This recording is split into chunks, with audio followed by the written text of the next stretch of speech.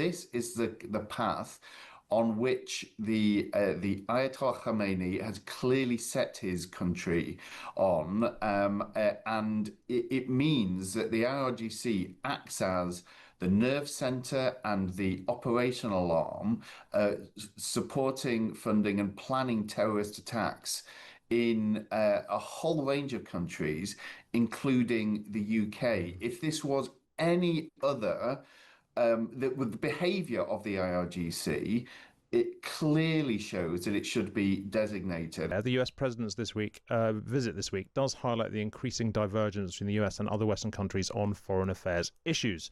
One such case is Iran, where the Americans have taken a much tougher stance than the UK has when it comes to taking on Tehran's support for terrorist groups around the world. Washington has designated the Islamic Revolutionary Guard Corps as a terrorist organisation, something the UK has not yet done, and it has also sanctioned nearly 500 Iranian-linked entities. MI5 says it's disrupted 20 Iran-backed plots in the UK. So is it time for us to follow the US's lead and get tougher on Iran? Well, Lord Walney, John Woodcock, served as the government's independent advisor on political violence and disruption from 2020 until earlier this year, and he has written about this in today's Times, and he joins me now. John Woodcock, hello. Hi, Hugo. Thanks for being with us. So look, what's the US been doing with regards to Iran that the UK hasn't been doing? Well, what you've set out the base point that they have prescribed the IRGC, but not only that, I think America for a long time, and this is accelerated under President Trump, but it's long been there under different jurisdictions. They have been more clear-sighted about the scale of threat that Iran poses. And I think they've been more realistic that actually the Iranian regime as it stands is simply not a partner for peace. And in the UK, you've had, I think, a residual view, which people are really still trying to cling to within the Foreign Office, that in some way you could deal with the Iranian regime, you maybe could get back on track with the nuclear deal. And I think that the behaviour of the Ayatollah, of the IRGC, over many years now, has proved that is just not the case. So yes, there is a difference in prescribing the IRGC, but then it goes right the way down to what are the approach of our countries in stopping the activity that the IRGC funds. And on the British side, we are stepping up the security on our streets, rightly, and recognizing the scale of menace that Iranian agents pose to the security of Brits and Iranians abroad. But what we're not doing is tackling the vast funding that the Iranian state and the IRGC can generate. It's particularly through the use of an illicit oil trade, funding billions to the state. We'll come to the oil trade in a minute. First, though, explain to us what the IRGC actually is, because a lot of people will be thinking of it as just the Iranian army. One thing to sanction the Iranian government, but why the army as well? But it's more than an army, right? They are, absolutely. They are a sophisticated and developed terrorist entity operating with full state sanction and protection. And this is, of course, an unusual situation. You don't want any nation, particularly not a great historical great nation such as Iran, to behave like this. But this is the path on which the Ayatollah Khamenei has clearly set his country on, and it means that the IRGC acts as the nerve center and the operational arm, supporting, funding, and planning terrorist attacks in a whole range of countries, including the UK. If this was any other with the behaviour of the IRGC, it clearly shows that it should be designated. And we have clung on to this idea in the UK that actually calling them out for what they are will in some way break a sense of potential partnership with Iran, which is frankly now has been shown to be a fallacy for many years. And we need to Sure. wake up and actually be able to protect our citizens rather than continue with this. Finally, then, when it comes to the oil trade, what would you Mm. actually like us to do? Well, I think you can look at the scale of difference in the number of Iranian entities, Iranian linked entities, and individuals who have been sanctioned by the states and by the UK. And it's literally a factor of 10. You have 400 odd, I think, on the latest count, sanctioned by the US, only around 40. So we can be much more proactive in going after what is effectively a shadow economy, running also a shadow fleet of ships where the oil is able to be sent through using shell companies, using tankers which are off the map.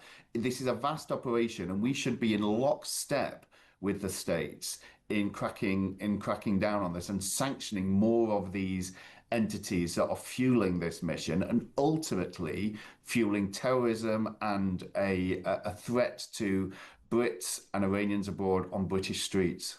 Lord Walney, John Woodcock, thank you very much indeed. And you can read Lord Walney's piece about this in the Times today. Well, let's talk to Barbara Leaf, who is a former US Assistant Secretary of State for the Middle East. Good evening to you, Barbara.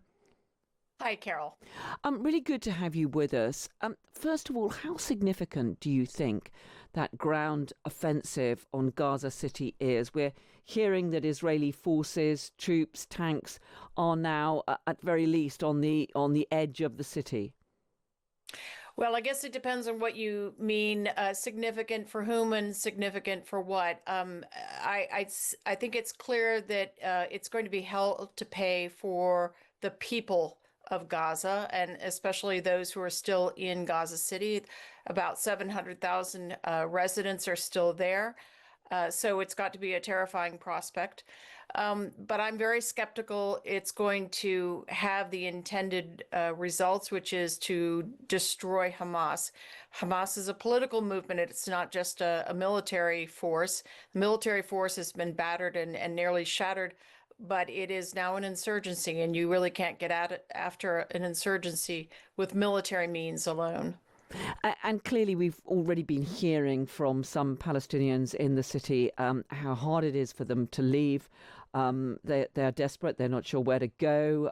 Those areas where people have been told to go to lack so many of the basic facilities to leave. Do you think that President Trump should be putting more pressure on Benjamin Netanyahu not to go in on the ground, particularly when we've been hearing, haven't we, that even senior commanders in the Israeli Defense Force warned against the offensive? Yes, it's surprising to me that he and his envoy are not pushing harder for a negotiated settlement. That is to say, to get the deal that was put on the table to drive to concluding that. I really don't see how this operation is going to serve the intended purpose, which is to bring the war to an end. This has been going on for 2 years, and we've seen operations time and again, including the one in May, Operation Gideon Chariot, which was supposed to bring an end to Hamas, and it didn't. And we saw, didn't we, that Israeli strike on the Hamas leadership while they were in Doha, supposedly to try to talk to mediators about getting some proper negotiations going on the deal that had been put on the table by the US. That strike was apparently intended at taking out the Hamas leadership, though it didn't succeed in doing that. There have been mixed reports on how much the US knew about this. But given that President Trump keeps saying how much he wants a peace deal, shouldn't he be putting more pressure on Benjamin Netanyahu, who seems intent on doing everything possible to destroy any prospect of negotiations towards it? Well, look, the strike last week was both shocking and puzzling. What besides going after a couple of Hamas leaders could it possibly achieve? And in fact, it left a residue of great anger, distrust, shock, and really lack of confidence in the U.S. on the part of Gulf leaders. And I've spoken to a range of Gulf officials this week, and they're frankly in disbelief, and they want to know that the U.S. is really going to prevent this sort of thing. And as for the negotiations, clearly it disrupted them in a profound way, but it's not clear what the priority is at this point. And of course, we have President Trump. He has arrived tonight in the UK on that state visit.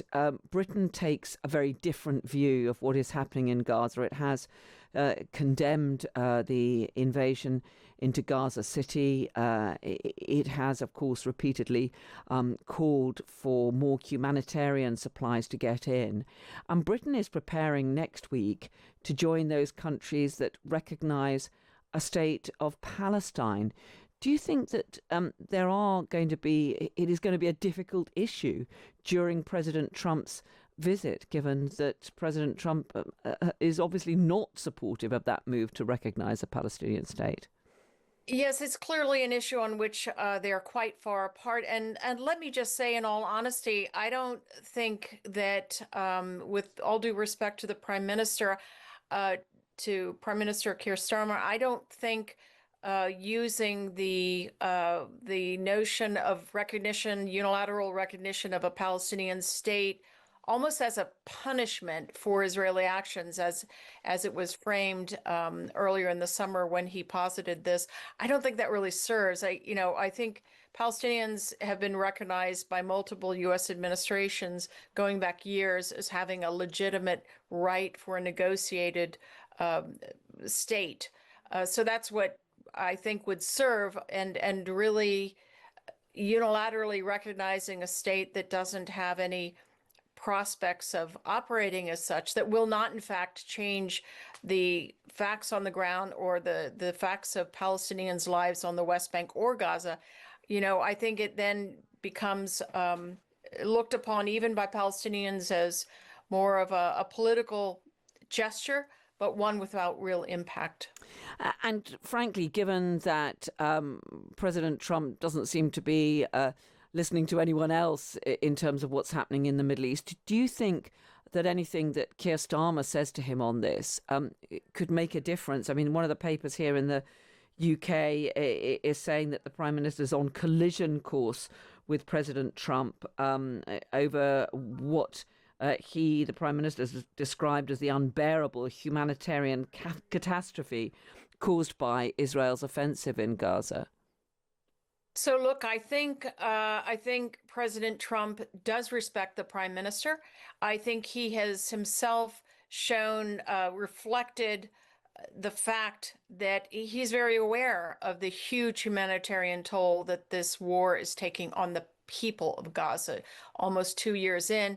And I think it's on that sort of field of discussion where they can meet. They may approach the question of Palestinian statehood very differently, but they can find common ground on the issue of the really dire humanitarian conditions under which 2 million people are suffering. We've had that UN commission accusing Israel of committing genocide, something that the Israeli leadership has utterly dismissed. It's not, of course, a definitive finding in terms of international law. But I mean, many people looking at what is happening in Gaza would say that it's apparent that that is what's happening, wouldn't they? Look, whatever term you use, it's unbearable. It's simply unbearable. 2 million people have been caught in this conflict for 2 grinding years. And with this new operation, they seem destined to be in an endless loop of suffering. When I left office in January, by the reckoning of most experts, most of the 2 million people had been displaced 10 to 12 times in a period of 15 months. That is just unbearable. And the deprivation, the loss of life, the acute food insecurity, which could be remedied, these just can't go on. One of our listeners, Stefan's got in touch to say, shouldn't Trump put pressure on Qatar to pressure put pressure on Hamas to release the hostages and give up the war. And of course, Israel's response has always been, well, Hamas could end this by releasing all of the hostages and agreeing to give up. But I mean, frankly, that's just about all Hamas have got left, isn't it? Barbara, do you think that is a realistic expectation? I mean, unfortunately not, but then, you're dealing with a really ruthless, brutal, almost nihilistic terrorist group. So they are wholly indifferent to the suffering of the 2 million civilians caught in this conflict. In fact, to their thinking, the greater the suffering, the more the blame is placed on Israel, not on themselves, and they really don't care. I think there are a variety of formulas to drive for. I just don't think this current construct of a plowing forward with yet another operation in Gaza City has any the remotest chance of bringing this to an end. Barbara Leaf, former US Assistant Secretary of State for the Middle East. It's been great to talk to you this evening. Thank you very much indeed for joining us.